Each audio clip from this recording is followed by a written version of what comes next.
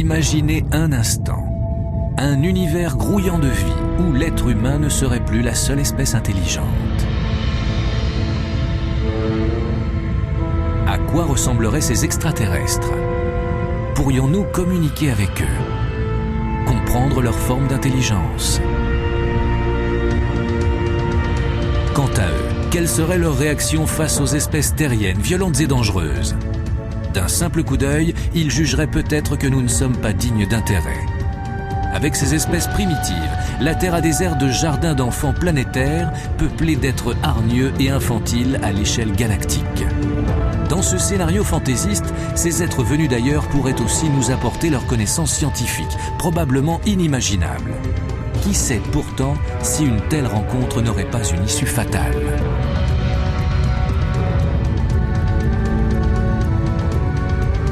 Ce serait peut-être un jour maudit pour l'humanité. Mais pas d'inquiétude, tout cela n'est que pure fantaisie, ça n'arrivera jamais. Quoique.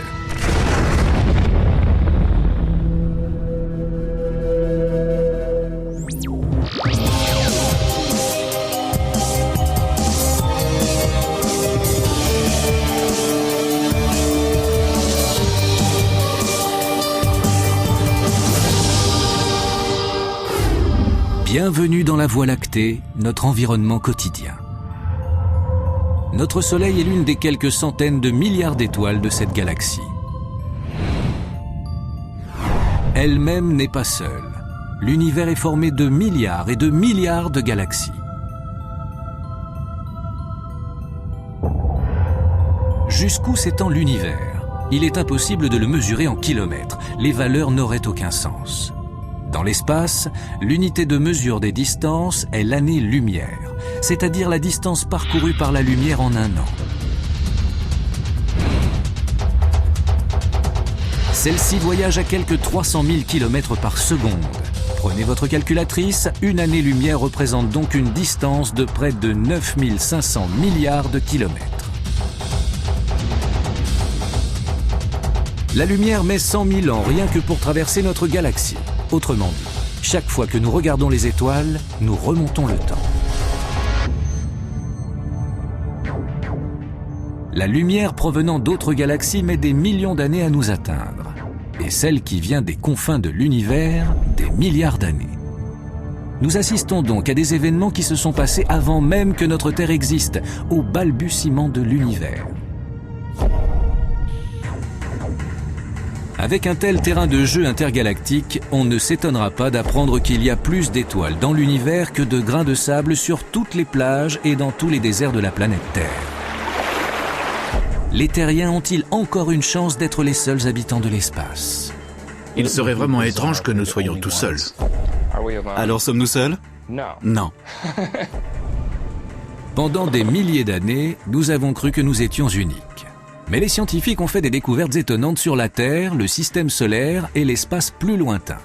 Certains d'entre eux pensent que notre premier contact avec des extraterrestres pourrait avoir lieu dans quelques années. Nous saurons que nous ne sommes plus seuls entre les années 2020 et 2025. Ce sera l'un des plus grands moments de l'histoire de l'humanité. De quoi aura-t-il l'air? Il ou elle? Et pourrons-nous distinguer des mâles et des femelles? D'ailleurs, comment être sûr que nous n'avons pas déjà connu une rencontre du troisième type? Selon certains, nous avons eu dans le passé la visite d'extraterrestres. Or, s'ils prennent contact avec la Terre, il est un homme qui souhaite mettre en garde le genre humain tout entier. C'est le professeur Stephen Hawking, atteint de sclérose latérale et titulaire de la chaire de mathématiques de l'université de Cambridge, un poste autrefois occupé par Isaac Newton. Quand Stephen Hawking s'exprime, le monde scientifique l'écoute. The history of advanced races meaning more primitive people on this planet is not very happy, but they were the same species. I think it would be a disaster. De nombreux chercheurs considèrent que la thèse de Hawking pourrait se vérifier. Mais l'homme est curieux de nature, il y a peu de chances que nous refusions une occasion d'entrer en contact avec une espèce extraterrestre, quel qu'en soit le danger. De nos jours, l'idée d'une vie sur une autre planète ne révèle plus seulement des romans ou de l'imagination débordante des scénaristes hollywoodiens.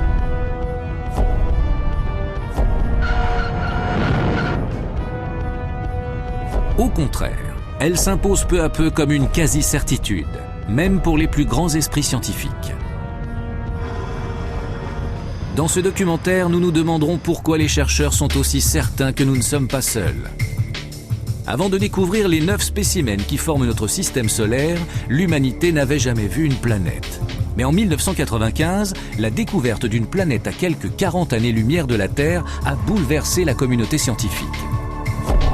Son nom, 51 Peg B. Une autre planète, un autre système solaire, un nouveau voisin dans l'immensité de l'espace. Depuis ce jour, télescopes et ordinateurs se sont mis au travail et ont détecté plus d'une centaine de planètes. Les experts savent que ces trouvailles ne sont que la partie émergée de l'iceberg. L'univers s'étend bien au-delà de notre capacité de représentation. Mais grâce aux outils de recherche récents, les scientifiques peuvent observer plus précisément les objets spatiaux et leurs mouvements. Il existe certainement des millions d'autres planètes dans l'univers qui nous entoure. Nous allons rencontrer Debra Fischer à l'Observatoire de Lick en Californie. Issue de l'Université de San Francisco, elle appartient à cette nouvelle génération de scientifiques, les chasseurs de planètes. Grâce à Debra Fischer et à quelques autres spécialistes, on connaît maintenant plus de 130 planètes hors du système solaire. Ça donne un extraordinaire sentiment d'humilité de se rendre compte à quel point notre Soleil est banal. Il a un système de planètes comme toutes les autres étoiles. Beaucoup de gens aimeraient croire que nous sommes uniques, spéciaux. Mais je trouve ça naturel et très réconfortant de savoir que l'univers est ainsi fait. Comment découvrir les planètes situées à des années-lumière de la Terre? Debra Fischer observe les étoiles lointaines. Elle surveille leurs mouvements. Si une planète se trouve en orbite autour d'une étoile, elle exerce une légère attraction gravitationnelle sur l'astre. Debra Fischer mesure ces légères oscillations à des milliards de kilomètres de distance. La précision est de l'ordre de quelques mètres par seconde. Un progrès considérable. Mais les planètes qu'elle a découvertes sont toutes des astres géants de la taille de Saturne, par exemple. Pour pouvoir accueillir la vie, une planète doit remplir une liste de critères très stricts. Partant de l'observation de notre système solaire, les scientifiques ont conclu que les petites planètes rocheuses offrent les meilleures chances pour le développement de la vie telle que nous la connaissons. Les éléments chimiques, indispensables à l'apparition de la vie, ont en effet besoin de se fixer sur un support, par exemple une surface solide. Une planète doit également avoir la bonne taille. Si elle est beaucoup plus petite que la Terre, sa gravité ne sera pas suffisante pour retenir son atmosphère qui se contentera de s'échapper dans l'espace. Et ce n'est pas tout. L'emplacement est très important lui aussi. La planète doit être suffisamment proche du Soleil pour permettre la présence d'eau liquide. On pense en effet que l'eau à l'état liquide est essentielle à toute forme de vie. Trop près du Soleil, comme Vénus, dont la température de surface est de 460 degrés, l'eau bout et s'évapore. Trop loin du Soleil, elle gèle.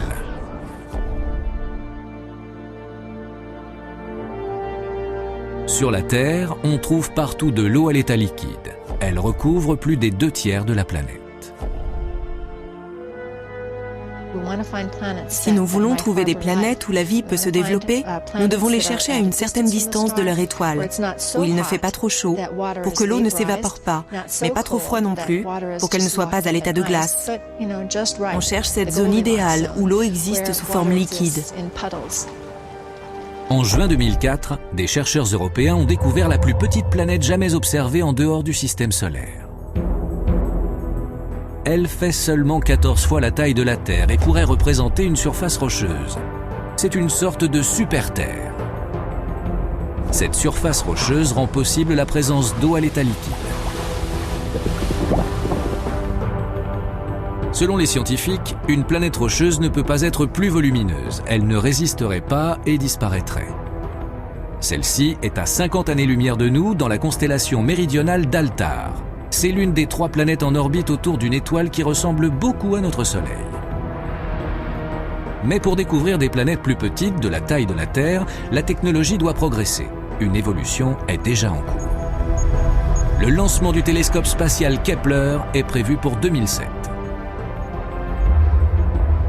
Cette mission étudiera plusieurs milliers d'étoiles proches. Lorsqu'une planète passe entre une étoile et un télescope, il est possible de déterminer la taille de la planète en mesurant la quantité de lumière qu'elle masque. Avec optimisme, les scientifiques estiment qu'ils découvriront au moins 50 planètes de la taille de la Terre grâce à ce télescope.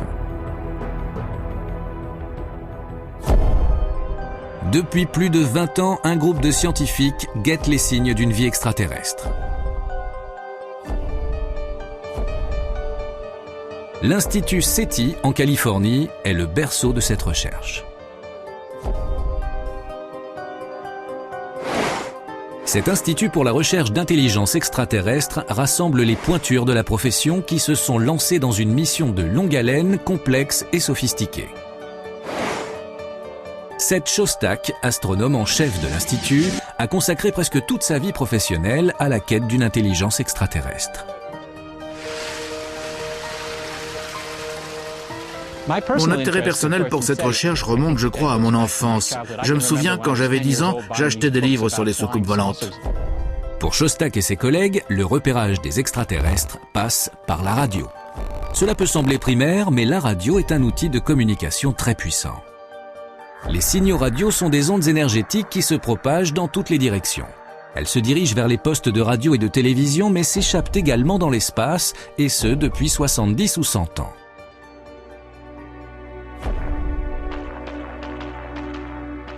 Elles se déplacent à la vitesse de la lumière. Pour relier la Terre à la Lune, un signal met seulement un peu plus d'une seconde. Cela semble rapide, mais si l'on pense aux distances interstellaires en jeu, même la vitesse de la lumière fait figure d'escargot.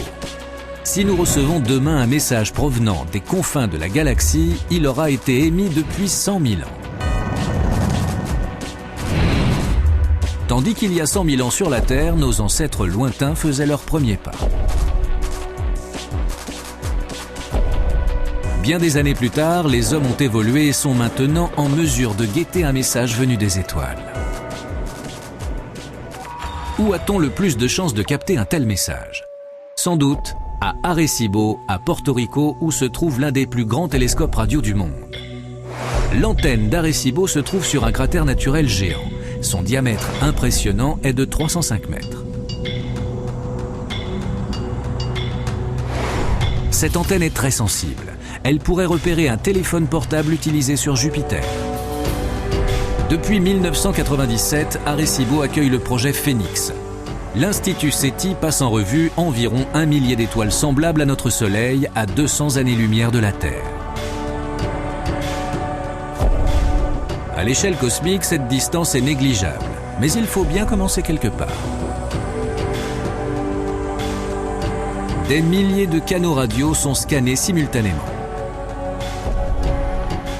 L'univers grouille de bruits radioélectriques, une sorte de bruit blanc spatial.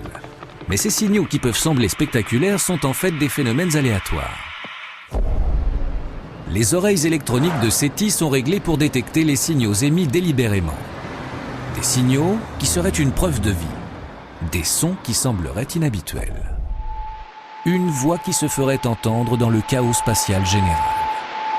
Ce serait sans doute un son continu ou avec une variation très lente, un peu comme le timbre d'une flûte, un son très pur en réalité, noyé dans un océan sonore. Le résultat ressemblerait à une note de flûte jouée près d'une cascade. Les signaux qui apparaissent naturellement se répartissent sur une large partie du spectre. Mais une transmission artificielle, comme une image de télévision ou une émission de radio, se restreint à une faible fraction des fréquences. On parle de signal à bande étroite. Nous guettons un signal qui nous indiquerait que quelqu'un a construit un émetteur. Nous cherchons une preuve qu'il y a un émetteur allumé quelque part. Depuis 40 ans, les scientifiques attendent un message, mais à ce jour, ils n'ont rien entendu de tel. Cette recherche pourrait prendre des années. Pour l'instant, ils n'en sont qu'à leurs premiers essais. Que faire d'autre ? C'est peut-être une nouvelle méthode de communication interstellaire qui nous apportera la réponse. Une forme de lumière si vive qu'elle brille 1 million de fois plus que le Soleil.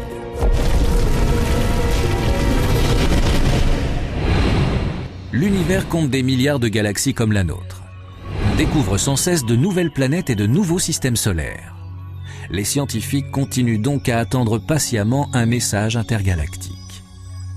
Mais si extraterrestre il y a, il semble qu'ils aient décidé de garder le silence radio. Ils pourraient alors essayer d'établir le contact d'une autre façon. Nous allons rencontrer Dan Wertheimer à l'observatoire de Leuschner, à Berkeley, en Californie. Cet homme est à la recherche d'extraterrestres depuis 25 ans. La Voie lactée compte 200 milliards d'étoiles, il y a des milliards de galaxies. Il serait vraiment étrange que nous soyons tout seuls.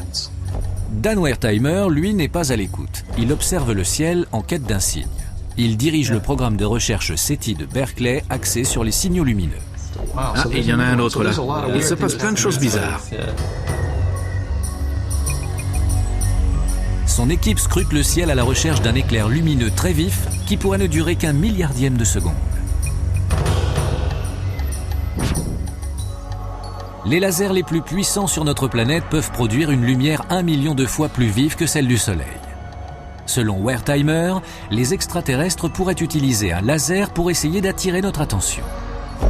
Il pense qu'il pourrait tenter de nous envoyer un signal comparable à un code Morse de courtes impulsions lumineuses. L'avantage des signaux visuels, c'est qu'ils sont dirigés précisément et qu'ils peuvent contenir des masses d'informations. Ils pourraient nous envoyer l'ensemble de leurs connaissances, ils pourraient même nous dire comment atteindre l'Internet galactique et communiquer avec d'autres civilisations dans la galaxie. Mais comment les scientifiques pourront-ils différencier le rayonnement des étoiles d'éventuels signaux lumineux ? Un rayon laser qui émet pendant seulement 1 milliardième de seconde enverrait au télescope une lumière bien plus vive que celle d'une étoile. La différence serait de l'ordre de 10 photons, soit 10 particules lumineuses. C'est très rare, venant d'une étoile, même très brillante, de détecter au télescope autant de photons en 1 milliardième de seconde. L'équipe s'attarde sur chaque étoile pendant 1 minute. En l'absence d'éclairs lumineux, elle passe à l'étoile suivante. 10 000 astres ont ainsi été étudiés, mais jusqu'à présent, Dan Wertheimer n'a pas détecté la lumière qu'il recherche. La technologie évolue très vite, les télescopes s'améliorent, tout comme les détecteurs. Nous pouvons observer de plus en plus d'étoiles. Au bout du compte, nous verrons des centaines de millions d'étoiles, et nous pourrons sonder l'ensemble du plan galactique. Mais pour l'instant, les terriens en sont à leurs premières expérimentations, et ils commencent seulement à apprendre comment communiquer avec les extraterrestres. Dans les années 60, le scientifique britannique et prix Nobel Anthony Hewitt pensait avoir détecté un signal extraterrestre. À partir de ces récepteurs radio aux allures de corde à linge, cet homme et son équipe ont capté une succession régulière d'impulsions espacées d'1 seconde environ.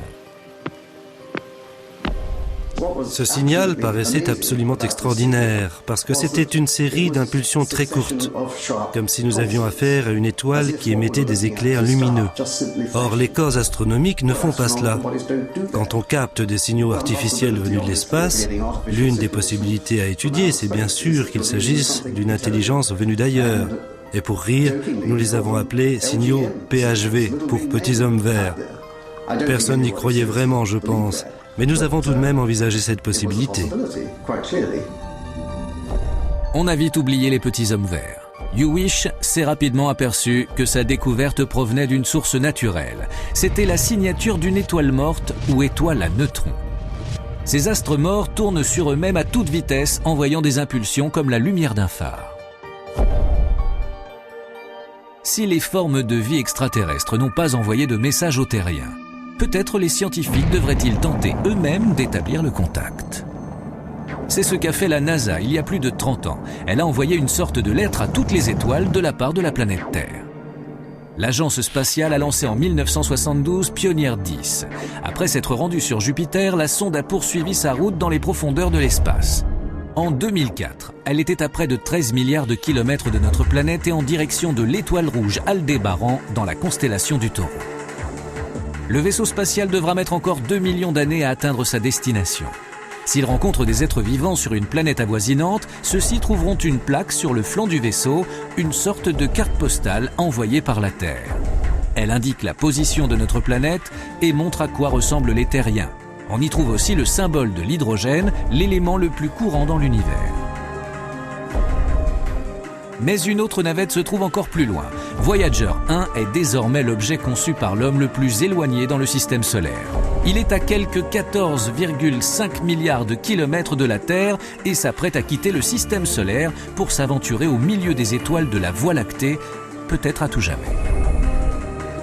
Pour le cas où Voyager croiserait la route d'un extraterrestre, il emporte également un message, un disque phonographique plaqué or fixé sur le côté de la sonde et qui contient des images, des sons naturels et de la musique en provenance de la Terre. Hello from the children of planet Earth. Des pictogrammes expliquent comment utiliser le disque et indiquent d'où il vient.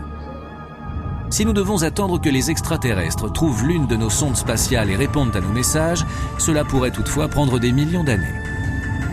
Pourquoi les scientifiques sont-ils aussi certains qu'il existe d'autres êtres intelligents dans notre galaxie? C'est une question de chiffres à grande échelle. On estime qu'il existe au moins 70 000 millions d'étoiles dans l'univers. La grande question étant, parmi elles, combien pourrait abriter une vie développée?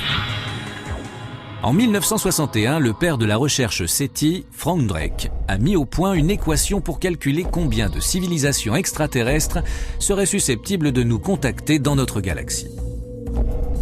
Drake s'est demandé combien d'étoiles sont capables d'entretenir des planètes où existe une vie intelligente.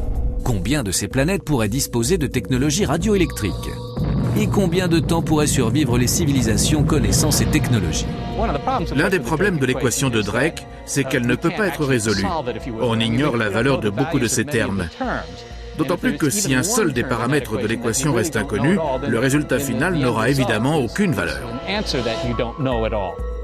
Pourtant, selon de nombreux chercheurs, même en partant des estimations les plus prudentes, le nombre potentiel de civilisations intelligentes reste énorme, ne serait-ce que dans notre galaxie. Voilà qui pose une nouvelle question qui a été soulevée dès les années 50 par un physicien, Enrico Fermi. L'auteur du paradoxe de Fermi se demandait « Mais où sont-ils tous? Si notre galaxie est si peuplée, pourquoi personne ne s'est encore manifesté ?» Pour y répondre, nous nous rendons à Denver dans le Colorado pour rencontrer le planétologue David Grinspoon. Ce conseiller pour la NASA sur les stratégies d'exploration spatiale étudie la recherche de vie extraterrestre depuis 15 ans. Est-ce que nous sommes seuls? Non. Pas du tout. Je suis sûr qu'il existe d'autres espèces, d'autres formes de vie, et je dirais même d'autres civilisations dans l'espace. Je n'en ai pas la preuve directe, mais j'ai beaucoup de preuves indirectes qui se fondent sur ma compréhension générale de notre apparition sur Terre et de ce qui se passe dans le reste de l'univers. Grinspoon a élaboré ce qu'il appelle l'hypothèse du semis. Selon lui, l'univers est comme une forêt remplie d'arbres adultes et de créatures exotiques. Les terriens ne sont que des petites graines qui pourraient un jour devenir intéressantes, mais pour l'instant, on les remarque à peine. C'est une leçon d'humilité. Nous ne sommes pas assez importants pour que des extraterrestres se penchent sur notre cas. Nous ne les intéressons peut-être pas. Dans un univers qui compte une grande variété de créatures et de civilisations, nous sommes apparus relativement récemment. Nous n'avons pas forcément accompli grand-chose qui permettrait de nous distinguer aux yeux des habitants antérieurs. Peut-être y a-t-il une autre réponse au paradoxe de Fermi. Tout simplement, l'immensité de l'espace. Même pour un extraterrestre très intelligent, les lois de la physique demeurent un obstacle de taille aux déplacements interstellaires. Il y a un siècle, Einstein calculait qu'il était impossible de se déplacer plus vite que la vitesse de la lumière. Pour franchir cette limite, il faudrait une quantité d'énergie infinie. Même si un vaisseau extraterrestre pouvait s'approcher de la vitesse de la lumière, les chercheurs estiment que pour chaque kilogramme que pèserait le vaisseau, il faudrait 1 milliard de litres de carburant.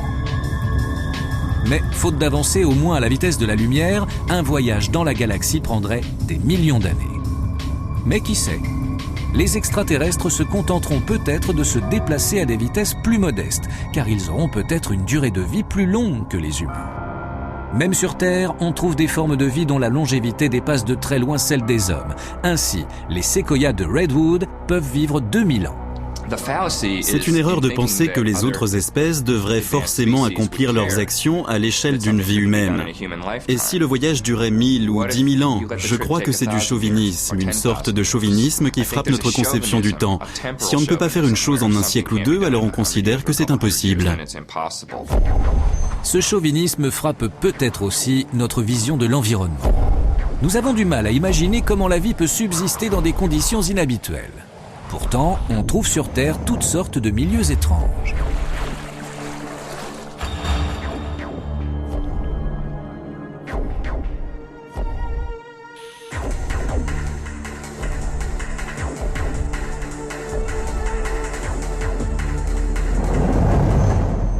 Selon les chercheurs, une forme de vie avancée pourrait exister ailleurs dans l'univers.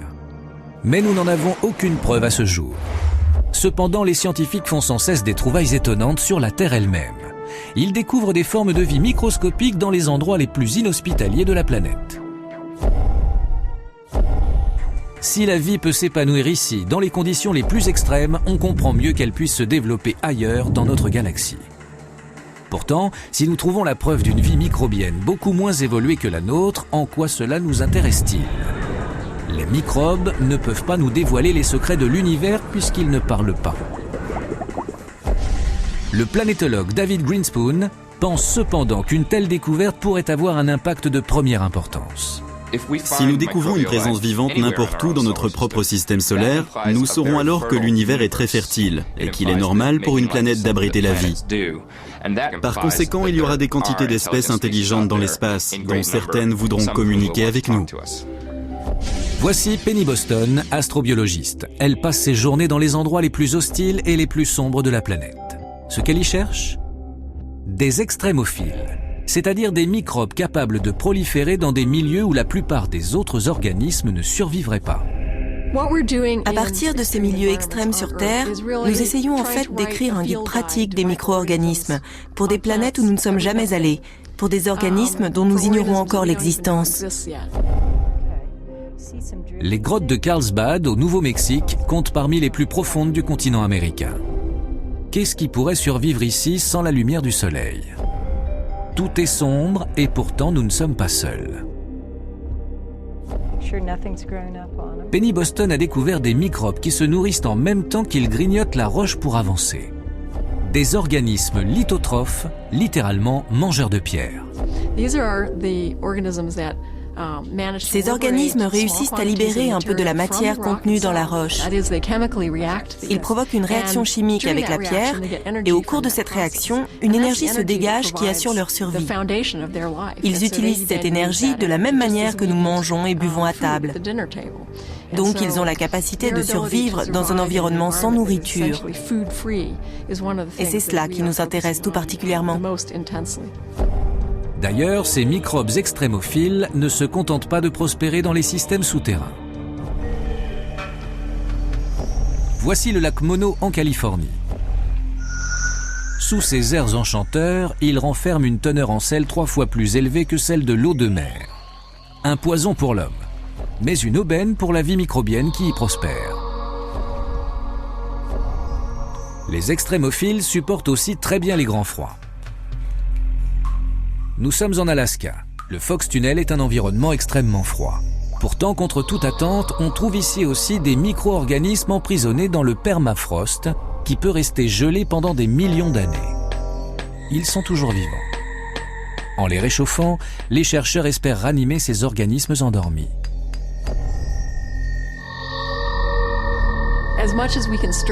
Nous devons stimuler notre imagination dans tous les domaines possibles pour se représenter les limites de la vie. Ainsi, nous serons bien mieux préparés à reconnaître une forme de vie quand nous la verrons, qu'elle soit dans notre système solaire ou au-delà.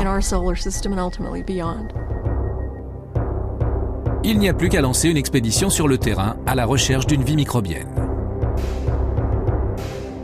Voici Titan, le satellite le plus volumineux de Saturne. Dans le système solaire, c'est le seul à présenter une atmosphère. Titan est entouré d'un halo orangé et pourrait renfermer des lacs et des océans riches en carbone. Il abrite donc peut-être la vie.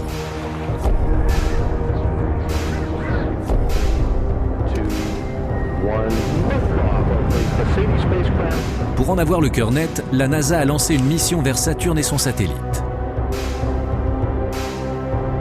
La navette spatiale Cassini a quitté la Terre en 1997 et atteint Titan en janvier 2005. Une sonde a traversé l'atmosphère à 6,5 km par seconde, rencontrant un brouillard fait d'azote, de méthane et d'autres composants chimiques à base de carbone. Titan représente seulement la moitié de la Terre en taille, mais son atmosphère est 4 fois plus dense. Quant à sa température, elle est plutôt fraîche, moins 143 degrés. Après un atterrissage réussi, la sonde a pu renvoyer des informations par radio.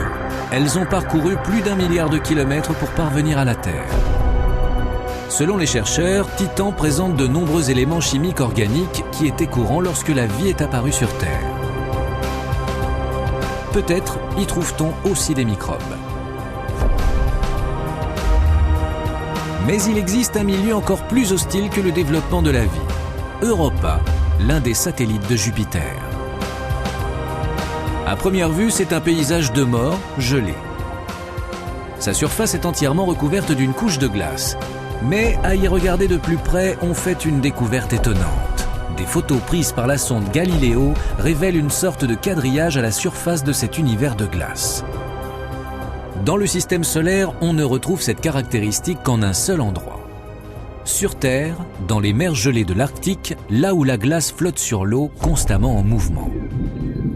Ceci a conduit les scientifiques à penser qu'il pourrait y avoir un immense océan liquide sous la surface gelée d'Europa. Dans ce cas, pourquoi cet océan n'est-il pas complètement gelé ? Son état liquide est peut-être dû aux forces colossales qui règnent sur le satellite. Europa subit les forces gravitationnelles de Jupiter et des autres satellites de la planète. Ces forces, comparables aux marées, réchauffent le noyau d'Europa, suffisamment pour que l'océan qui l'enveloppe reste à l'état liquide. La NASA espère approfondir son exploration des mystères du satellite. On pense notamment envoyer un orbiteur pour explorer sa surface. Il confirmerait la présence ou non d'un océan sous la glace.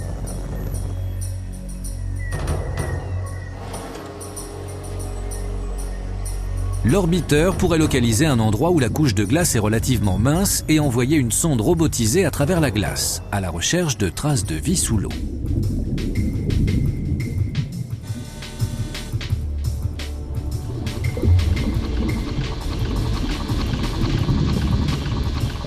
Ce robot aquatique retransmettrait alors des images numériques tout en parcourant l'océan. Il se peut qu'il rencontre au fond de l'océan des points chauds ou cheminées hydrothermales. Ces fissures dans le sol font jaillir une eau chaude riche en éléments nutritifs. Sur Terre, ces cheminées abritent les formes de vie les plus élémentaires. Le robot aquatique pourrait donc trouver sur Europa un fond océanique aussi fertile que le nôtre.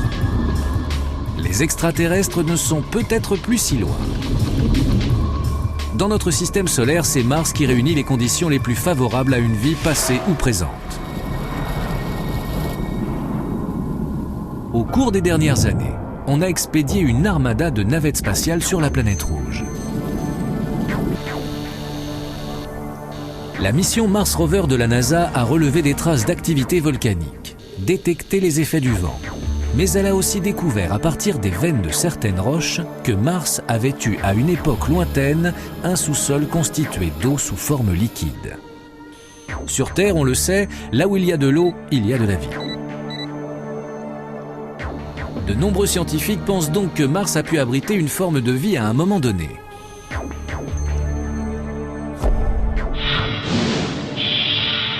Au fil des preuves collectées sur notre planète et dans tout le système solaire, les chercheurs en ont conclu qu'il existe bien une vie ailleurs dans notre univers. Mais à quoi ces extraterrestres peuvent-ils bien ressembler ?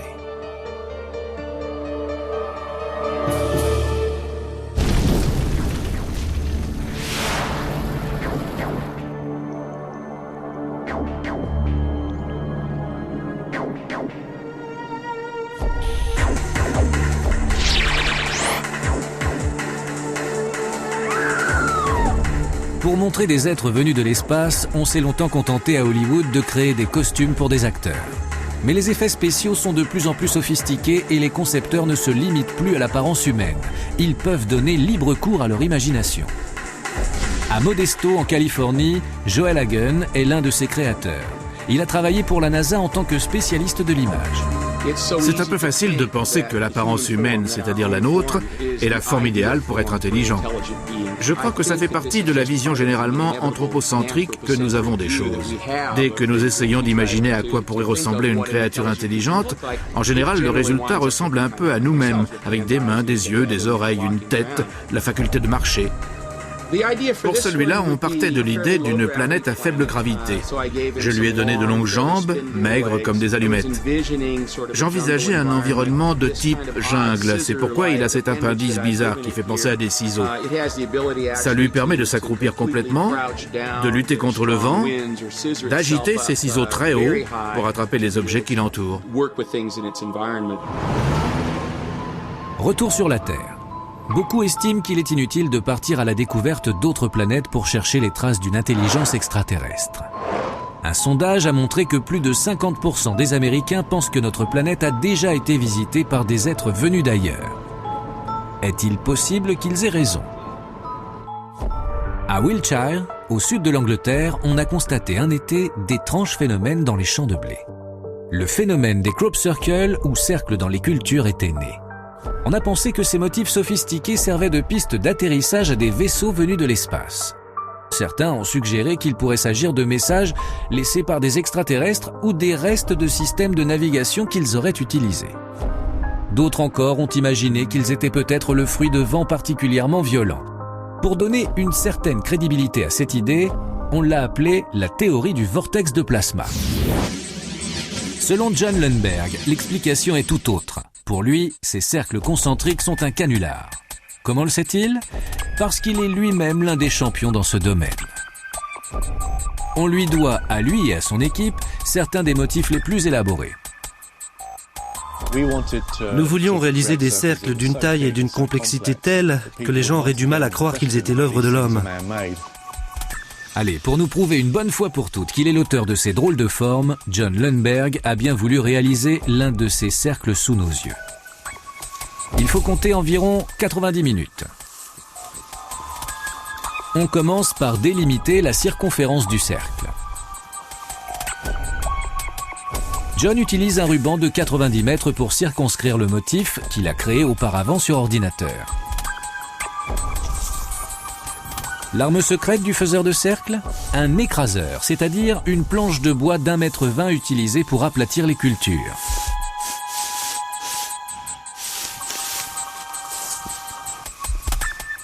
Pas de petit homme vert à l'horizon. John Lundberg a beau opérer au grand jour et dévoiler les secrets de ces fameux crop circles, on trouve encore quelques personnes persuadées que ces motifs sont d'origine extraterrestre. Nous avons créé ce motif en plein jour. Les chercheurs diraient sans doute que les conditions de l'essai ne sont pas convaincantes, parce que la lumière du jour rend beaucoup plus facile la réalisation du cercle. Ils estiment que ce n'est pas un cercle authentique. Les cercles dans les champs de blé ne sont pas les seuls signes à faire l'objet de folles spéculations. Ici, dans le désert péruvien, à 400 km au sud de Lima, on trouve une plaine de plus de 500 km². Elle présente une série de droites parfaitement rectilignes. Un motif géométrique géant, si bien qu'on ne peut réellement l'apprécier que depuis le ciel. La plus longue de ces lignes traverse la plaine sur près de 15 km. Tout autour, on trouve de curieux symboles et des représentations d'animaux. Selon les archéologues, ces motifs remontent au IIe siècle avant Jésus-Christ. Ils sont très difficiles à visualiser depuis le sol. Il a fallu attendre les années 30 pour qu'un vol d'avion entrepris pour chercher de l'eau permette de les découvrir par hasard. Comment sont-ils arrivés là? Quelle est leur fonction? L'écrivain suisse Eric van Daniken a fait fortune en suggérant qu'il s'agissait d'une piste d'atterrissage géante pour navette spatiale. Cette théorie présente une faille. Le sol du désert est constitué de terre friable et de pierrailles, donc peu adapté à l'atterrissage d'un vaisseau lourd ou d'une soucoupe volante. Si nous ne sommes pas en présence d'un aérodrome privé pour visiteurs de l'espace, quelle est l'explication? La plupart des chercheurs estiment qu'il s'agissait sans doute d'un lieu de culte à grande échelle. Les lignes droites étaient des chemins reliant une série de sites sacrés. Quant au motif, il n'était pas destiné à l'œil humain, mais bien aux divinités. Pour ceux qui croiraient encore que les visiteurs de l'espace sont déjà venus nous voir, voici une dernière preuve. Le cas des objets volants non identifiés ou OVNI. Le premier OVNI a été repéré en 1947 à proximité du mont Rainer, dans l'État de Washington. On l'a décrit comme une soucoupe passant sur l'eau. L'expression soucoupe volante était née. You and your women can give us life, and what we want, we take. Le mythe s'est nourri d'une série de films de science-fiction. Une croyance s'est installée. Des extraterrestres nous auraient rendu visite en soucoupe volante. En 1996 encore, selon un sondage réalisé aux États-Unis, près des 3/4 de la population croyait que le gouvernement dissimulait des informations sur les OVNI. Cela s'explique sans doute par l'épisode du pseudo-crash d'OVNI à Roswell, au Nouveau-Mexique en 1947. Il fait depuis partie du folklore américain. Pour beaucoup de gens, c'est l'ultime théorie du complot. Une navette spatiale s'écrase dans le désert et des corps d'extraterrestres sont évacués du site pour être autopsiés. L'affaire est étouffée par le gouvernement et tenue top secret. La vérité ? Il y a bien eu un crash dans le désert, il y a bien eu des corps, mais il n'avait rien d'extraterrestre.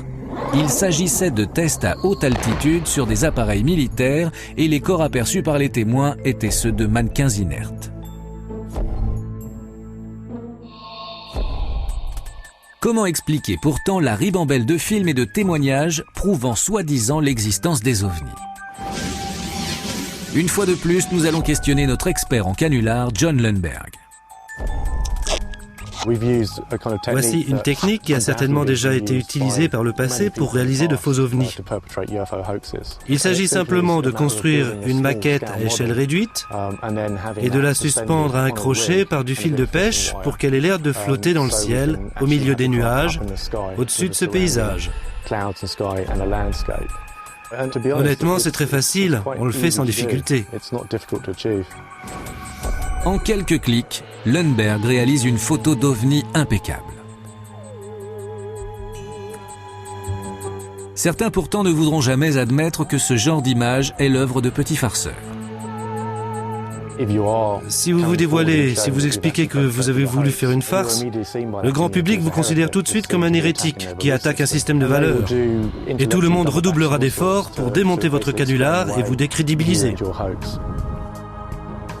Il n'existe donc aucune preuve sérieuse d'une visite d'extraterrestres sur notre planète. Mais la communauté scientifique pense qu'il y a peut-être eu un contact de cet ordre en une occasion.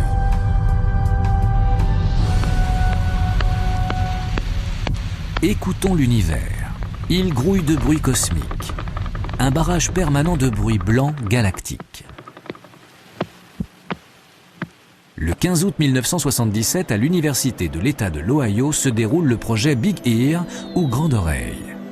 Son but, explorer la galaxie à la recherche de créatures extraterrestres. Nous sommes au beau milieu de la nuit. Les chercheurs prennent un repos bien mérité. Quand soudain, l'ordinateur repère un signal. Il provient de la constellation du Sagittaire, à plus de 200 années-lumière. Pour produire ce son, il a fallu avoir recours à une technologie. C'est peut-être l'indice d'une vie intelligente.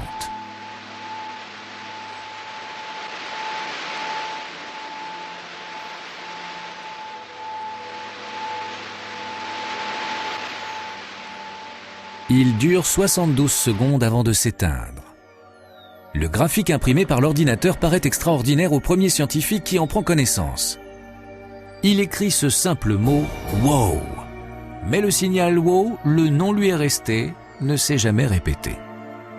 Les chercheurs ont récemment pointé en direction du signal « Wow » les antennes du Very Large Array, dans le Nouveau-Mexique, un complexe de radioastronomie. Mais rien n'est venu rompre le silence. Cet événement demeure l'un des moments d'astronomie les plus excitants et les plus mystérieux. Un jour, dans quelques milliers d'années, on pourrait se rendre compte qu'il a marqué le début d'un nouveau chapitre de l'histoire de l'humanité. Mais peut-être sera-t-il simplement enregistré comme une nouvelle erreur due à l'informatique. Pour l'instant, il reste un mystère riche en possibilités fascinantes. Il demeure tout à fait possible qu'on ait détecté avec le signal WOW une forme d'intelligence extraterrestre. Pour moi, le scénario imaginaire idéal, c'est qu'il s'agit d'une bribe de conversation entre deux extraterrestres qui ne nous étaient pas destinés. Mais comme nous étions au bon endroit au bon moment, nous l'avons entendu par erreur. Le signal WOW ne s'est jamais reproduit. On peut toutefois imaginer que des extraterrestres continuent à émettre des signaux. Nous ne les cherchons peut-être pas au bon endroit. Pour espérer sérieusement rencontrer une intelligence extraterrestre, les scientifiques doivent maintenant passer en revue non pas des milliers d'étoiles, mais bien des millions. Comment opérer à cette échelle ? Au nord de la Californie, on trouve la nouvelle base permanente de l'Institut Galactic Sweep du SETI. Dans cette série de radiotélescopes, seules quelques antennes sont aujourd'hui en service, mais elles seront bientôt 350 à couvrir le site. Toutes sont capables de fonctionner 24 heures sur 24, 365 jours par an, pour scruter les étoiles à la recherche de signes d'une vie intelligente. Les recherches du SETI ont commencé il y a 20 ans. Depuis, des milliers d'étoiles ont été passées en revue. Grâce à ces nouveaux appareils, l'Institut SETI sera capable d'explorer des millions d'étoiles au cours des 2 décennies à venir. Avec de telles possibilités, l'astronome en chef de l'Institut, Seth Shostak, est pour la première fois suffisamment confiant pour se prononcer sur ce programme. Au vu des possibilités de ce télescope et du nombre de systèmes solaires qu'il va explorer dans les 20 ans à venir, je crois que nous devrions entendre des extraterrestres d'ici 2025. Tout devrait s'accélérer dans les 5 dernières années. Nous saurons que nous ne sommes plus seuls entre 2020 et 2025. Le jour où nous ferons cette découverte, qu'est-ce qui changera pour nous ? Je crois que cela sera l'un des plus grands événements de tous les temps, sinon le plus grand. Les terriens du XXe siècle, qui s'intéresseront à l'histoire du XXIe siècle, ne retiendront ni les guerres, ni les avancées technologiques, ni les querelles politiques. Ils verront en revanche que c'est le siècle où l'on a fait exploser ce mur qui isolait notre planète et découvert qu'il y avait d'autres êtres dans l'espace. Un signal provenant d'une espèce venue d'ailleurs bouleversera-t-il vraiment nos vies ? Si, comme le pensent la plupart des scientifiques, aucun extraterrestre ne se rend jamais sur la Terre, les experts en seront peut-être pour leurs frais. Ce serait frustrant, d'une certaine façon, d'apprendre qu'ils existent, mais qu'il ne pourra pas y avoir une communication à double sens, parce qu'ils sont trop loin. Mais je crois que même dans ce cas de figure, l'impact serait considérable, parce qu'on saurait, à partir de ce moment-là, qu'il y a quelqu'un dans l'espace. Certains chercheurs pensent toutefois qu'il faut se méfier d'un éventuel contact avec des extraterrestres. Écoutons le professeur Stephen Hawking de l'université de Cambridge, l'un des plus brillants astronomes au monde.